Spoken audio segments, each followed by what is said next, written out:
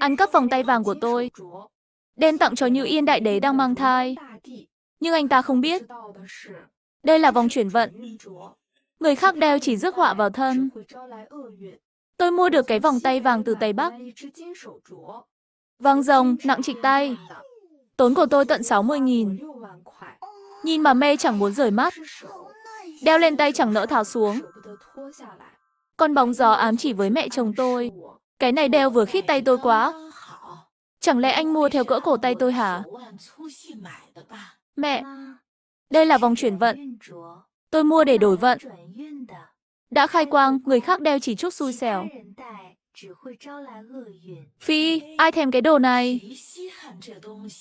Còn nguyên rồi tôi. Nhà họ Vương thật xui 8 đời mới cưới cô về. Mẹ chồng lập tức tháo vòng ra, ném xuống đất. Kêu len keng luôn. Tôi vội nhặt vòng lên cất đi. Đại sư bảo rồi, cái này phải giữ cẩn thận. Không được qua loa. Thế nên tôi cố ý giấu dưới gối. Ai ngờ hôm sau cái vòng biến mất. Tôi vội gọi cho chồng đang đi làm. Có phải anh lấy không? Đây là vòng chuyển vận. Người khác tuyệt đối không được đeo. Nếu không sẽ gặp xui. Vương Tiểu Manh, đừng đổ oan cho tôi. Ai lấy vòng của cô chứ?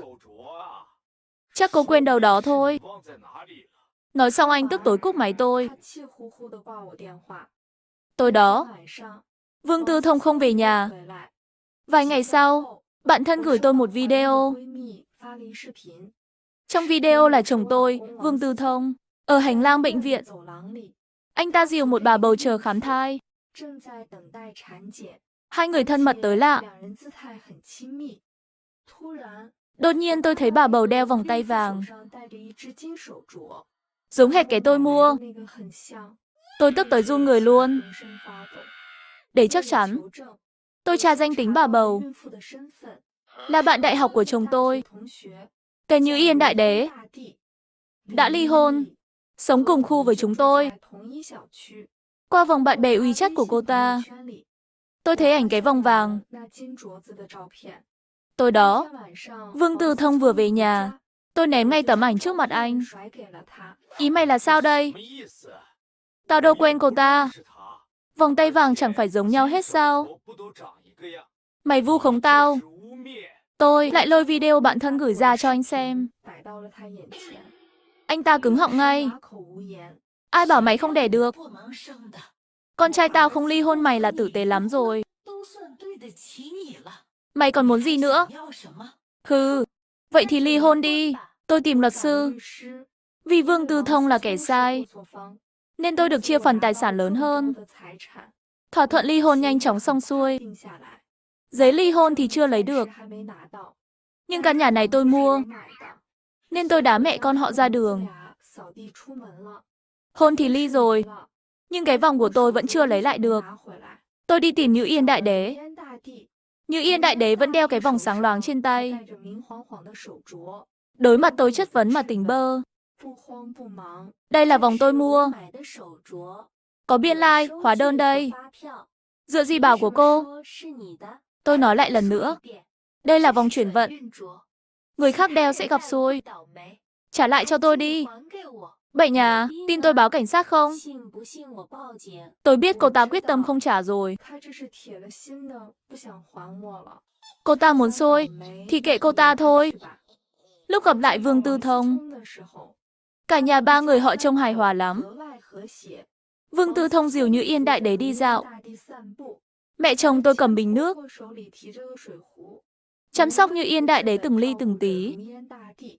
Thấy tôi năm xưa, mặt bà đổi sắc ngay. Như Yên Đại Đế này, cẩn thận chút. Trong bụng cô là cháu đích tôn nhà họ Vương. Nhà họ Vương trông cậy vào cô có người nối dõi. Không như một số người. 5 năm chẳng đẻ nổi của trứng. Làm trì hoãn con trai tôi bao năm. Dạ, cô biết rồi. Con nhất định sinh cho cô một thằng nhóc mồm mĩm. Như Yên Đại Đế nói xong, còn đắc ý giơ tay, cố tình khoe cái vòng vàng trên tay với tôi. Tôi chẳng thèm để ý, vì tôi biết sớm muộn gì cô ta cũng gặp báo ứng. Không ngờ báo ứng tới nhanh như vậy. Tôi đoán Như Yên Đại Đế không livestream. Tôi đoán ngay cô ta có chuyện. Quả nhiên sáng hôm sau sớm tinh mơ. Ở cổng khu chung cư, tôi gặp Vương Tư Thông vội vã bước đi. Thấy tôi, anh ta chẳng nói gì, vội chạy mất. Dù sao cùng khu, chuyện tôi với mẹ con nhà họ Vương trước kia ầm ĩ lắm, nên hàng xóm đối diện nhà Như Yên Đại Đế cố ý thêm tôi vào nhóm chủ nhà, chia sẻ tin nóng hổi cho tôi ngay. Tối qua, Như Yên Đại Đế xuống cầu thang té ngã. Đêm đó đưa ngay vào viện. Hình như bảo thai không giữ được. Sáng nay mẹ con họ còn cãi lộn một trận. Thằng khốn bảo thằng khốn đi làm đi, đừng tới viện. Bảo con nhỏ đó mất con rồi, còn quan tâm làm chi? Theo tôi tìm hiểu sau đó, thai của Như Yên Đại Đế đúng là không giữ được. Cô ta về nhà bị mẹ Vương Tư Thông mắng té tát, bảo cô ta vô dụng, đến con cũng chẳng giữ nổi. May mà Tư Thông chưa cưới cô. Như Yên Đại Đế vốn đang chán, bị mẹ Vương Tư Thông chọc tức, chửi lại luôn. Mẹ Vương Tư Thông tức điên, xông vào đánh. Như Yên Đại Đế đâu chịu thua. Hai người lao vào tấn nhau. Chuyện này ở Mỹ to. Cả khu nhà, cả chung cư đều biết hết. Tôi vốn định ngồi xem kịch hay. Ai ngờ đâu, ngọn lửa đó còn cháy lan sang tôi. Tối hôm đó, tôi vừa ăn tối xong, nghe tiếng ai đó mở cửa. Mật mã sai. Nghe tiếng đó tôi giật mình. Nhìn qua mắt mèo. Hóa ra là Vương Tư Thông. Tôi mở cửa, đối diện ngay mặt anh ta đầy tức giận. Vương Tiểu Manh, có phải mày giở trò với cái vòng vàng không? Như Yên Đại Đế mang thai 5-6 tháng. Chẳng vấn đề gì. Sao lần này lại ngã cầu thang? Nghĩ tới nghĩ lui. Vấn đề chắc chắn ở cái vòng. Mày cố ý hại Như Yên Đại Đế đúng không? Sao mày ác độc thế? Không phải Như Yên Đại Đế sảy thai. Mẹ tao với cô ấy vẫn sống vui vẻ với nhau. Nhà tao đâu có gà bay chó sủa thế này. Đều tại mày, chắc chắn mày ghen với Như Yên Đại Đế, nên làm gì đó với cái vòng. Mày hại con trai tao mất rồi. Mày phải chịu trách nhiệm. Tụi mày chẳng phải bảo cái vòng là Như Yên Đại Đế mua sao? Cắn răng không chịu nhận là của tao. Giờ có chuyện. Sao lại thành của tao? Mày ăn cắp đồ tao tặng bồ nhí. Giờ bồ nhí gặp chuyện lại đòi tao chịu trách nhiệm. Nghe xem có phải lời người nói không? Tôi tức quá, tát thẳng Vương Tư Thông 2 phát. Vương Tư Thông mắt đỏ ngầu, lập tức định giơ tay đánh lại tôi. Đánh người rồi. Lúc này đúng giờ tan tầm. Mọi người đều ở nhà. Chẳng mấy chốc có 5-6 hàng xóm chạy ra xem. Tôi kể lại hết lời vô liêm sỉ của Vương Tư Thông cho mọi người nghe. Hàng xóm ai cũng mắt tròn mắt dẹt. Cả đám bên tôi lên án Vương Tư Thông. Vương Tư Thông còn chút liêm sỉ cuối cùng. Chịu không nổi nữa, vội vàng chuồn mất. Tôi nghĩ một lúc, vẫn gọi điện cho Vương Tư Thông. Tôi nói lại lần nữa, mau trả vòng tay cho tôi. Nếu không, ngày xui của tụi mày mới chỉ bắt đầu thôi. Vòng của mày cái gì? Tao nói rồi, là của tao. Đừng gọi quấy chồng tao nữa. Nói xong anh ta cúp máy cái rụp. Quả nhiên đây chỉ là màn dạo đầu. Chưa tới vài ngày, nhà họ Vương lại náo loạn. Như Yên Đại Đế với mẹ chồng cũ lại cãi nhau vì nhà cửa với tiền thuê, sùm hết cả. Vương Tư Thông kẹt giữa làn ranh, tiền thoái lưỡng nan. Cuối cùng chọn cách trốn chạy, ra khách sạn ở, mặc hai bà kia tự xử. Tối đó tôi thấy Như Yên Đại Đế lại lên livestream. Nhưng so với vẻ rạng rỡ trước kia, dù có phim ta dày cộp, vẫn lộ rõ sự kiệt quệ. Tôi nghi mình bị nguyền rủa rồi.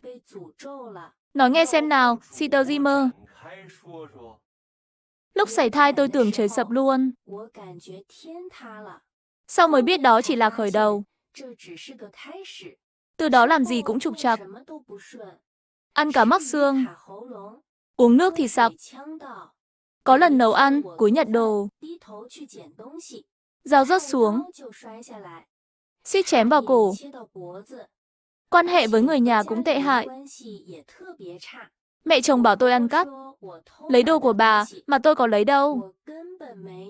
Sister Jimmy bị sảy thai nên tinh thần căng thẳng hả? Ảo giác rồi sao nổi. Làm gì cũng thất thần. Nên mắc xương cá hay gì đó cũng dễ hiểu. Khuyên Sister Jimmy đi du lịch thư giãn đi. Sớm vượt qua nỗi đau mất con. Màn mưa đạn đầy lời an ủi như yên đại đế. Chỉ có một dòng hơi khác lạ. Mày đeo vòng chuyển vận của người khác. Mau trả cho chủ nó đi. Không thì mày sẽ xùi tiếp. Gửi xong. Adi này im re, chẳng nói thêm gì. Chẳng bao lâu sau, điện thoại tôi réo lên. Người gọi lại là Như Yên Đại Đế. Vương Tiểu Manh, mày trong phòng list của tao đúng không? Dòng bình luận vừa rồi mày gửi hả? Vong chuyển vận vớ vẩn gì chứ? Đừng hù tao nữa. Cái vong là của tao. Cái vong là của tao. Mày mơ cũng đừng hòng. Tôi nghẹt ra luôn. Đến nước này rồi. Cô ta còn chiếm vòng của tôi. Sau đó, tôi nghe thêm bao trò cười về Như Yên Đại Đế. Như Yên Đại Đế cầm dao đòi chém mẹ Vương Tư Thông. Thường xuyên bảo hàng xóm muốn hại mình. Cho tới một ngày, xe cứu thương vội vã chạy vào khu.